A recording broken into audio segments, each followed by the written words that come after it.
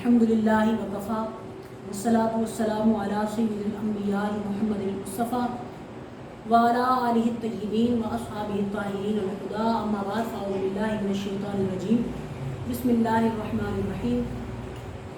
الا ان اولیاء اللہ لا خوف علیہم ولا هم یحزنون، صدق اللہ العظیم۔ قال اللہ تبارک و تعالی فی شان حبیبہ الکریم، ان اللہ وملائکتہ یصلون علی النبی یا ایھا الذین آمنوا صلوا علیہ وسلموا تسلیما، اللہم صل علی سیدنا مولانا محمد وعلی آل سیدنا مولانا محمد وبارک وسلم۔ تذکرۃ الاولیاء کی 5ویں نشست۔ آج کی نشست منسوب ہے حضرت عتبہ بن غلام رضی اللہ تعالیٰ عنہ۔ حضرت عتبہ بن غلام رضی اللہ تعالیٰ عنہ کا شمار بھی آل باطن اور آل کمال میں سے ہوتا ہے، اور آپ جو ہیں وہ حضرت امام سیدنا حسن بصری رضی اللہ تعالیٰ عنہ کے تلامذہ میں سے ہیں، شاگردوں میں سے ہیں۔ آپ کا مقام و مرتبہ کیا ہے؟ ایک مرتبہ حضرت حسن بصری رضی اللہ تعالیٰ عنہ کے ہمراہ دریا کے کنارے پر چل رہے تھے کہ اچانک آپ نے پانی پر چلنا شروع کر دیا۔ یہ دیکھ کر حضرت امام حسن بصری رضی اللہ تعالیٰ عنہ تھوڑے سے حیران ہوئے، حیرت زدہ ہو گئے، اور ان سے سوال کیا کہ آپ کو یہ مرتبہ کیسے حاصل ہوا؟ آپ نے فرمایا کہ آپ نے حضرت حسن بصری سے فرمایا، آپ تو صرف وہ کرتے ہیں جس کا آپ کو حکم دیا جاتا ہے، لیکن میں وہ امور انجام دیتا ہوں جو اللہ تبارک و تعالیٰ کا منشا ہوتا ہے۔ یعنی میں کسی بھی اس کا مطلب یہ تھا کہ آپ باہر تسلیم و رضا میں غرق رہتے تھے، اور اس وجہ سے اللہ تبارک و تعالیٰ نے آپ کو یہ مقام مرتبہ عطا کیا۔ حضرات محترم، آپ کے توبہ طائب ہونے کا واقعہ یہ ہے، آپ کس طرح آپ کو یہ مقام اور مرتبہ ملا۔ آپ ایک حسینہ کے حسن میں گرفتار ہو کر اس کو دل دے بیٹھے۔ یہ نوجوانوں کے لیے واقعہ میں ذکر کرنے جا رہا ہوں، وہ ذرا توجہ سے سن لیں۔ ایک دفعہ آپ نے ایک حسین عورت کو دیکھا تو اس کو اپنا دل دے بیٹھے، اور آپ نے اس عورت سے اظہار بھی کر دیا۔ اس عورت کی ایک کنیز تھی، جب اظہار کیا تو اس عورت نے اپنی کنیز کے ذریعے آپ کے پاس پیغام پہنچوایا کہ ذرا آپ یہ تو بتا دیں کہ آپ نے میرے جسم کا وہ کون سا حصہ دیکھا جس کی وجہ سے آپ مجھ پر فریختہ ہو گئے۔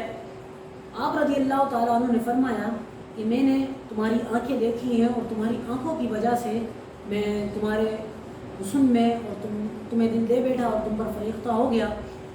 تو معلوم یہ ہوتا ہے کہ اکثر جو انسان کسی سے عشق کرتا ہے، یا مطلب یہ دنیاوی عشق کی بات ہوتی ہے، کسی سے محبت کرتا ہے، تو اس سے یہ ثابت ہوتا ہے کہ اس کی آنکھوں کو دیکھ کر، اور میرے بھی خیال میں یہ ہے کہ ان آنکھوں کو دیکھ کر جو ہے وہ انسان زیادہ متاثر ہوتا ہے، اور جب وہ آنکھیں ہوں کسی خاتون کی اور آنکھیں بھی بڑی حسین ہوں تو وہ دل دینا تو عمومی چیز، مطلب ظاہر سی بات ہے کہ لازم ہے کہ وہ دل دے ضرور بیٹھے گا۔ تو حضرت عتبہ بن غلام بھی اس عورت کی آنکھوں کو دیکھ کر اس کو دل دے بیٹھے تھے۔ جب اس عورت کو یہ خبر پہنچی بذریعہ کنیز، تو فوراً جیسے ہی جواب یہ ملا تو فوراً بلا کسی تاخیر کے اس عورت نے اپنی دونوں آنکھوں کو نکال کر حضرت عتبہ بن غلام کے یہاں روانہ کر دیا بذریعہ کنیز، اور یہ پیغام بھیجا کہ یہ لو، جس چیز کو تم پسند کرتے تھے اور جس چیز کو دیکھ کر تم مجھ سے محبت کرتے تھے یہ حاضر ہیں، اب جو چاہو اس کے ساتھ تم کرو۔ یہ دیکھ کر آپ پر ایک عجیب سا رعب طاری ہو گیا، ہیبت سی طاری ہو گئی، اور روتے ہوئے حضرت حسن بصری کے پاس پہنچے اور وہاں پر توبہ طائب ہوئے۔ پھر وہاں سے حضرت حسن بصری کی مجلس سے آپ نے خوب فیوز باطنی اور کمالات کو حاصل کیا۔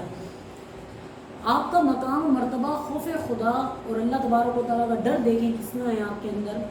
لوگوں نے ایک مرتبہ موسم سرما میں آپ کے جسم پر ایک کرتے کو دیکھا، اور ایک کرتا موسم سرما میں آپ کے جسم پر ہے، پھر بھی آپ پسینے میں شرابور ہیں۔ اور جب اس کی وجہ دریافت کی تو آپ نے فرمایا کہ مدت گزری کہ میرے پاس کچھ مہمان آئے تھے، انہوں مہمانوں نے میرے پڑوسی کی دیوار سے پڑوسی کی اجازت کے بغیر کچھ مٹی کو لیا تھا، چنانچہ اس وقت سے آج تک جب بھی میری نظر اس دیوار پر پڑتی ہے تو میں شرمندگی سے پسینہ پسینہ ہو جاتا ہوں، حالانکہ میرا پڑوسی مجھے معاف بھی کر چکا ہے۔ حضرات محترم خوف خدا دیکھیں کتنا ہے.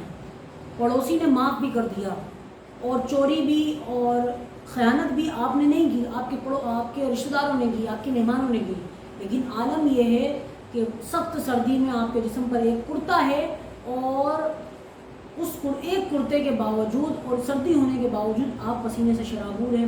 صرف فرق اتنا ہے اس وجہ سے کہ آپ کے مہمانوں نے پڑوسی کی دیوار سے کچھ مٹی کو لیا تھا اس کی اجازت کے بغیر. آپ اس کو جب بھی دیکھتے ہیں تو آپ پسینے سے کیا ہو جاتے ہیں, شرابور ہو جاتے ہیں. یہ ہے آپ کو مقام و مرتبہ. اور آپ کی کرامت یہ ہے کہ ایک مرتبہ کسی نے عرض کیا کہ مجھ سے, آپ کی بے شمار کرامتیں ہیں, ایک مرتبہ لوگوں نے عرض کیا کہ لوگوں میں سے ایک شخص نے عرض کیا کہ کئی لوگ مجھ سے کہتے ہیں کہ حبیب آپ ان سے کوئی کرامت کا مطالبہ کریں اور ان سے کرامت طلب کریں. تو آپ نے فرمایا کہ اگر میں اپنی کوئی کرامت دکھا دوں تو کیا مطلب مجھے ملے گا. تو آپ نے فرمایا کہ آپ نے اس کو کرامت دکھانے کا فیصلہ کیا اور اس سے پوچھا کہ تم کیا طلب کرتے ہو مجھ سے. اس نے عرض کیا کہ حضور مجھے تازہ کھجوریں چاہیے, حالانکہ وہ کھجور کا زمانہ بھی نہیں ہے اور کھجور کا موسم بھی نہیں ہے. آپ نے بلا کسی تاخیر جیسے ہی اس نے کہا کہ تازہ کھجور چاہیے, آپ نے مٹھی سے اس کو کھجوریں نکال کر دیں, تازہ کھجوریں اس کو دے دیں. وہ شخص حیران ہوا اور تھوڑا سا پریشان بھی ہوا کہ موسم کھجور کا نہیں ہے, اور کھجوریں دے دی, نکال کر آپ نے اس کو عطا کر دی. تو یہی کرامت تھی حضرت حبیب اجمی رضی اللہ عنہ, حضرت عتبہ بن غلام کی. آپ کا سفر آخرت بڑا انوکھا ہے اور بڑا عجیب ہے.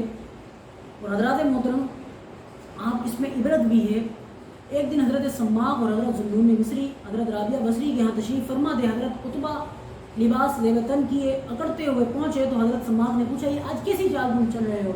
تو فرمایا کہ میرا نام غلام جبار ہے, اس لیے اکڑ کر چل رہا ہوں. بس یہ کہنا تھا کہ آپ پر گشی طاری ہوئی اور آپ زمین پر گرے, اور لوگوں نے جب آپ کے پاس آئے تو آپ کی جو روح تھی وہ آپ کے جسم سے پرواز کر چکی تھی. لوگوں نے اس کے بعد کسی نے آپ کو خواب میں دیکھا تو آپ کے نصف چہروں کو سیاہ پایا. لوگوں نے پوچھا کہ یہ آپ کا چہرہ سیاہ کیوں پڑ گیا ہے؟ تو کہا کہ جب میں جنت کی طرف لے جایا جا رہا تھا تو ایک سانپ نکلا اور اس نے میرے چہرے کی طرف لپکا اور اس نے ڈسا, تو جس کی وجہ سے میرا چہرہ سیاہ پڑ گیا. آپ سے پوچھا گیا کہ یہ سانپ کس وجہ سے ڈسا سانپ نے؟ فرمایا کہ دوران طالب علمی میں نے ایک حسین لڑکے پر, خوبصورت لڑکے پر نگاہ ڈالی تھی, فقط ایک نگاہ ڈالی تھی, اس کی وجہ سے مجھے سانپ نے ڈسا. یہ تو اللہ کا شکر ہے اور اس کا کرم اور فضل ہے کہ میں نے کوئی غلط نگاہ نہ ڈالی اس پہ.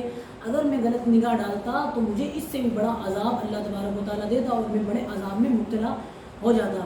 حضرات محترم یہ ہے حضرت عتبہ بن غلام رضی اللہ تعالیٰ عنہ کی سیرت اور آپ کا واقعہ. آپ آل اللہ میں سے ہیں اور آپ کا بڑا مقام و مرتبہ ہے اور آپ کی بے شمار کرامات ہیں. ایک کرامت ہم نے آپ کے سامنے ذکر کی کہ آپ نے بنا موسم کھجور کا موسم بھی نہیں ہے اور کھجور اس موسم بغیر موسم میں بھی آپ نے کھجور عطا کی, اور آپ کی بڑی بے شمار کرامتیں ہیں اور آپ اہل باطن اور اہل کمال لوگوں میں سے ہیں, آل اللہ میں سے ہیں. اللہ تبارک و تعالیٰ سے دعا ہے کہ وہ کریم ہمیں اور یا اللہ کی سیرت کو پڑھنے کی توفیق عطا فرمائے. وما توفیق الا باللہ.